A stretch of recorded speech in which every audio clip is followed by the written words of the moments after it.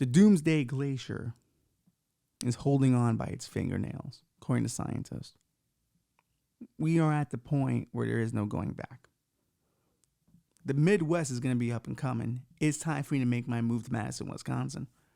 I think I'll be fine there. The winters will be horrible, grueling. The type of winters that make manly men who have families they love and care for day to day, they go out hunting for. Then a couple of strangers come into town, mess around your farm, or in this case, my lakefront property. And now you got to use some of your New York skills in your very Wisconsin home. That would be my life in Madison, Wisconsin. Not that I wish ill for my family. But if it's going down this way and the end of the world is coming, I kind of do want to have a good backstory for the apocalyptic future. Because stories will matter then. There won't be a Twitter or Facebook then. You'll have to have a good life story. It's the only way you're going to convince people to give you resources. Water, food, shelter. You don't want to be too whiny about the family being gone, but you want to make it clear there's a motivation there now. You want to have enough brooding, but not too much brooding. You want to pick your brooding right. Always brood around women, because they always think, yes, something really going on. Especially in this apocalyptic future, you're going to want to have the ladies on your side. The guys, listen, you're going to have to fight them regardless. But if you got women with you, we're living on this water raft world. We don't have women here, but he's got women. Let's hang out with the guy with women.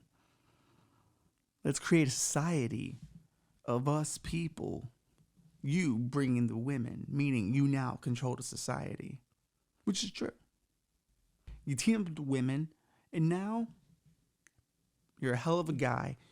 People respect you because you're taking care of what they would quote unquote deep the weaker person, which of course, in this scenario, you've secretly trained all these women to be assassins and stuff like that. They're great warriors on their own. They just choose to stick with you because you're a good leader.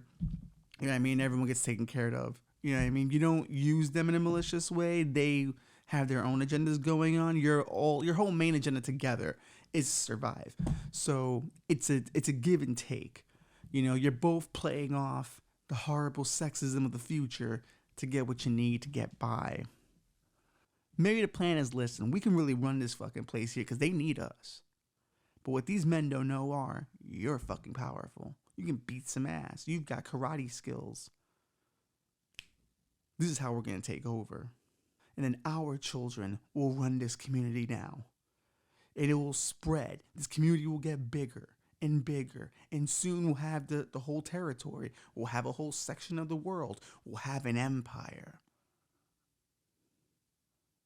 Built off the backs of women. But it doesn't matter. Because you and your gang women have created an empire. And now you're creating heirs to these little positions of your new empire.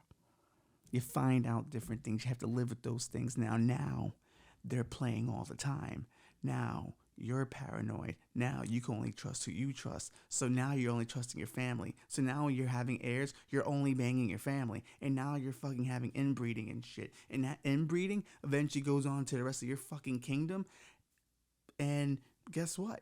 That is the main part of your monarchy. It's just a bunch of inbreeding cousins, and then heavens forbid someone goes outside the culture and brings in a new one, brings in someone from a different culture than yours instead of your fucking weird inbreeding cult. They bring in someone else from a whole other part of the empire, and it freaks you the fuck out because you're like, this is not the way we trained it.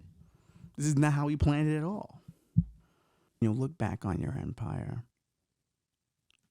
and go, wow. I've come a long way from being the cook at Ruby Tuesdays. I did it. I survived the apocalypse because I was ready to pay the cost to be the boss.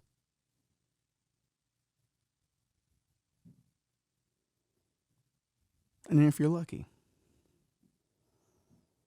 there will be a song done in your honor someday.